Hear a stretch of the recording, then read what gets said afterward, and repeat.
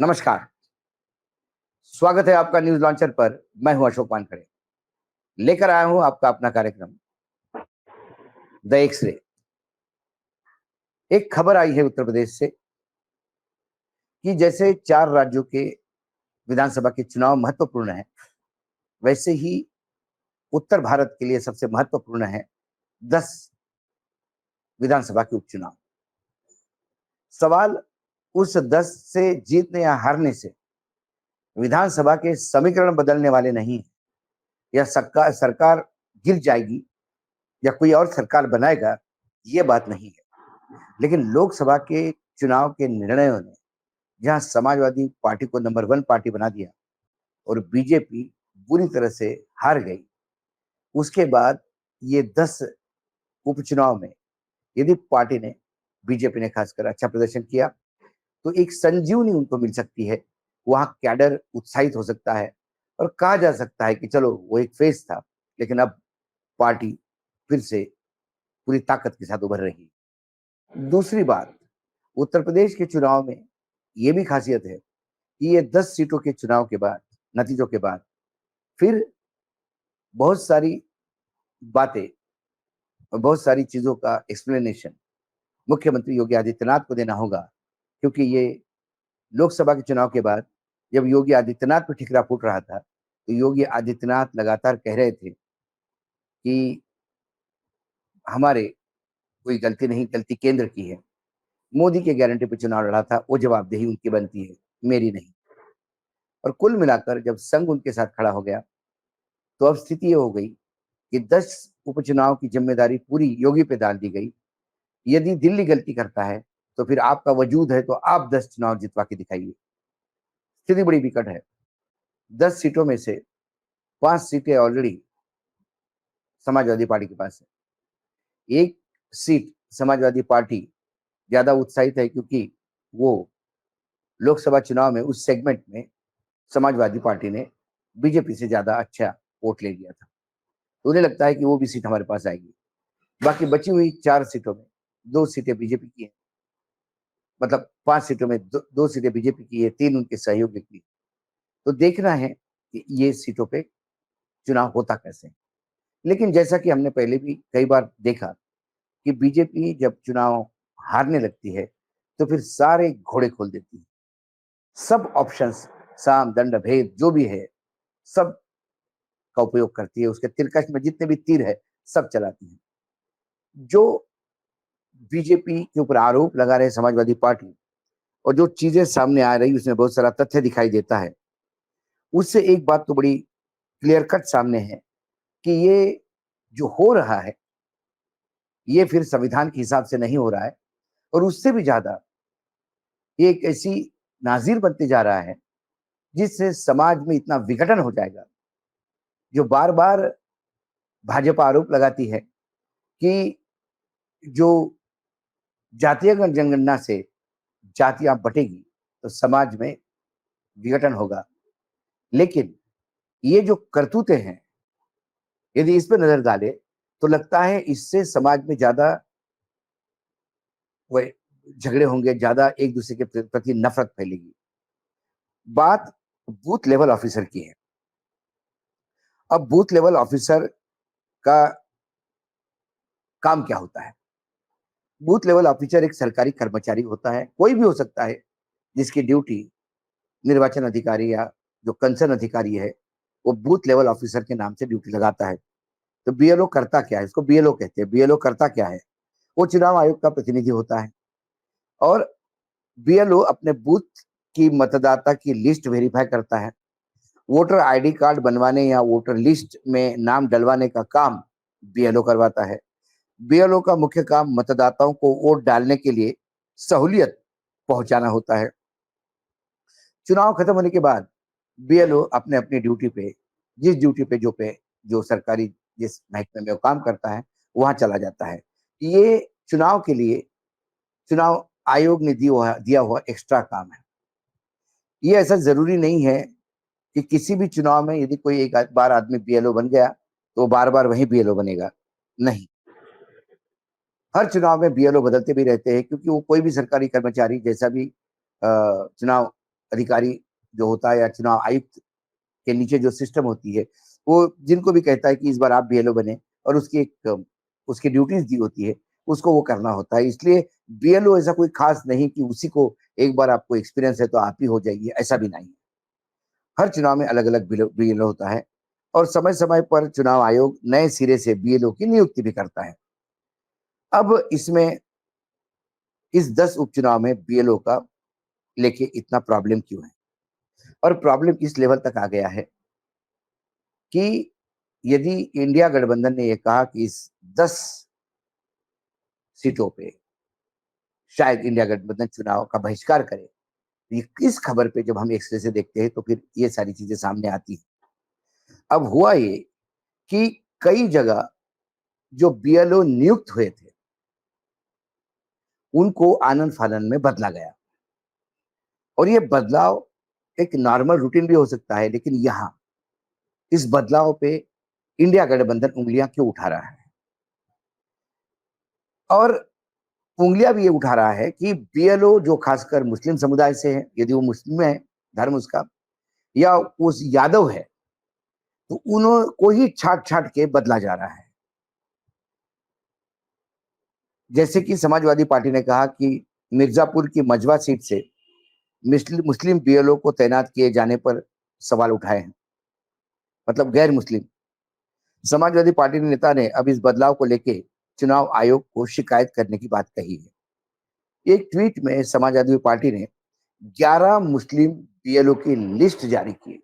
11 मुस्लिम 11 मुस्लिम BLO थे जिनकी duty लगी थी, बाद में उनको हटाया गया और उनके जगह गैर मुस्लिम बीएलओ को तैनात किया गया। मिर्जापुर की मझवा सीट पर 13 बीएलओ को बदला गया। इनमें से 11 बीएलओ मुस्लिम थे जिन्हें बदला गया है। समाजवादी पार्टी ने कहा कि कानपुर के सीतामऊ सीट को लेकर भी ऐसी ही कुछ खबरें हैं। उनका आरोप है कि सीसामऊ में 124 में से 98, 124 में से 98 मुस्लिम बीएलओ को बदल दिया गया है। बीएलओ के बदलने से यहां तक बात हो गई है कि जैसा कि मैंने कहा कि हम इसका बहिष्कार करेंगे। चुनावी मुद्दे कई हो सकते हैं। चुनाव कई जगह पे अलग-अलग लेवल पे लड़े जाते हैं। लेकिन जब किसी एक जाति के या धर्म के बीएलओ को नियुक्त करने के बाद आप बदलते हो, तो फिर लगता है कि क्या योगी सरकार या उत्तर प्रदेश चुनाव आयोग जो है, वो आयुक्त है जो चुनाव अधिकारी है, निर्वाचन अधिकारी है, मुख्य निर्वाचन अधिकारी, क्या वो उनका ये विश्वास ही नहीं कि यादव या मुस्लिम बीएलओ हो सकते हैं? क्योंकि वहाँ योगी आदित्यनाथ की सरकार है। क्या उनको ऐसा लगता है कि बीएलओ यदि मुस्लिम या यादव हो, तो वो काम वो नहीं करवा पाएँगे जो आरोप उन पे लगते हैं, खासकर मतदाता लिस्ट में से नाम गायब करना। ऐसा पिछले चुनाव में, लोकसभा चुनाव में भी ऐसी कई कंप्लेंट थी। मोहल्ले के मोहल्ले गायब होने की कंप्लेंट थी, एक विशेष धर्म के या विशेष जाति के लोगों की। क्या एक रास्ता है ये कि जो इंडिया गठबंधन के वोटर्स हैं, उनका डिलिस्ट करो या उन तक आइडेंटिटी कार्ड नहीं पहुँचे ताकि वो चुनाव में मतदान न करें? क्या ये भी एक चुनाव जीतने का नया तरीका ईज़ाद हो रहा है क्या? इसके लिए उन्होंने बाकायदा उत्तर प्रदेश मुख्य निर्वाचन अधिकारी नवदीप रणवा को कंप्लेंट भी की। उन्होंने कहा कि विधानसभा उपचुनाव से पहले बीएलओ को हटाने के निर्देश उन्होंने नहीं दिए थे। इस संबंध में चुनाव पंजीकरण अधिकारी ईआरओ निर्णय लेते हैं। वह इस संबंध में मुख्य निर्वाचन आयुक्त को अभी पत्र कोई प्राप्त नहीं हुआ और ऐसा मामला मेरे पास ऐसी कंप्लेंट आती है तो मैं इसकी जांच कराऊंगा। उसके पहले समाजवादी पार्टी ने कहा कि आगामी उपचुनाव में जाति और सांप्रदायिक आधार पर विधानसभा क्षेत्र में तैनात बीएलओ को हटाने का जो सिलसिला चल रहा है, उसको लेके पार्टी के महासचिव रामगोपाल यादव ने मुख्य निर्वाचन आयुक्त राजीव कुमार को पत्र लिखकर भी शिकायत दर्ज की और आपत्ति जताई। अब मुख्य निर्वाचन आयुक्त ने उत्तर प्रदेश के मुख्य निर्वाचन अधिकारी से इस संबंध में स्पष्टीकरण मांगा था। सपा ने आरोप लगाया कि इसके पहले भी बीएलओ नियुक्ति को लेके लगभग सभी मुस्लिम और यादवों को हटाए दिए गए थे। उनके स्थान पे भाजपा समर्थित माने जाने वाले जातीय और सांप्रदायिक समूह के कर्मचारियों को नियुक्त किया गया है।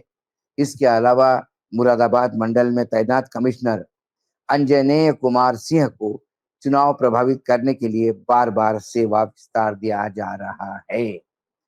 ये जो चीजें हो रही है,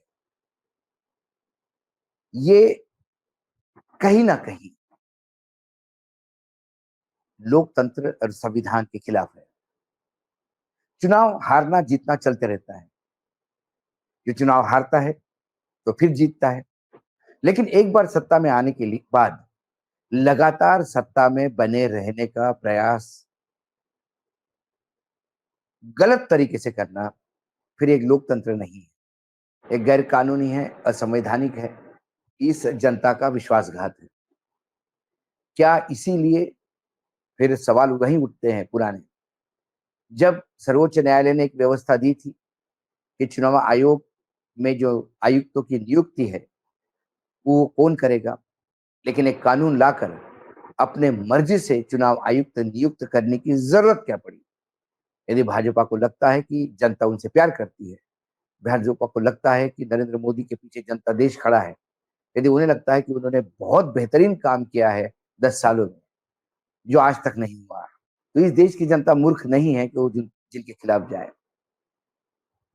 लेकिन फिर ये जो शॉर्ट के रास्ते ढूंढे जाते हैं, ये किस लिए? ये बैकडोर एंट्री से एंट्री क्यों होती है?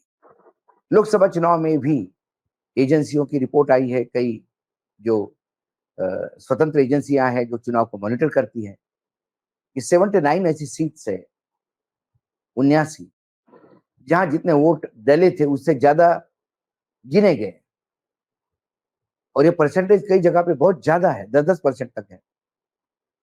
इस पे अभी भी चुनाव आयोग की तरफ से कोई जवाब नहीं। ऐसे कई कंप्लेंट 2019 के चुनाव आयोग के पास शायद पड़े हैं जिसका अभी तक कोई निदान नहीं। तो कुल मिलाकर यदि चुनाव आयोग ही किसी राजनीतिक दल के लिए काम करता है तो फिर अन्य दल चुनाव कैसे लड़े? लेकिन फिर ये जनता है, उन्होंने चुनाव आयोग ने जो किया या जो आरोप है, जो लोकसभा चुनाव के नतीजे हैं, ये बताते हैं कि सब कुछ करने के बाद भी यदि हम माने 79 सीटें भी चली गई, उसके बाद भी भाजपा पूर्ण बहुमत नहीं पा सकी।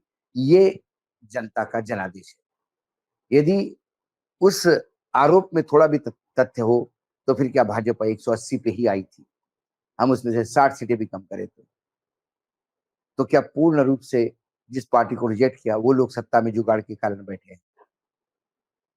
क्या ये 10 उपचुनाव, यदि उपचुनाव पे बहिष्कार करके यदि इसको इश्यू बनाया तो ये बहुत जगह पर सरकार को जवाब देना मुश्किल हो जाएगा, क्योंकि ये 10 सीटें भी बीजेपी ने एक तरफा भी जीत ली तो विधानसभा के गणित में कुछ ज्यादा फर्क नहीं पड़ेगा।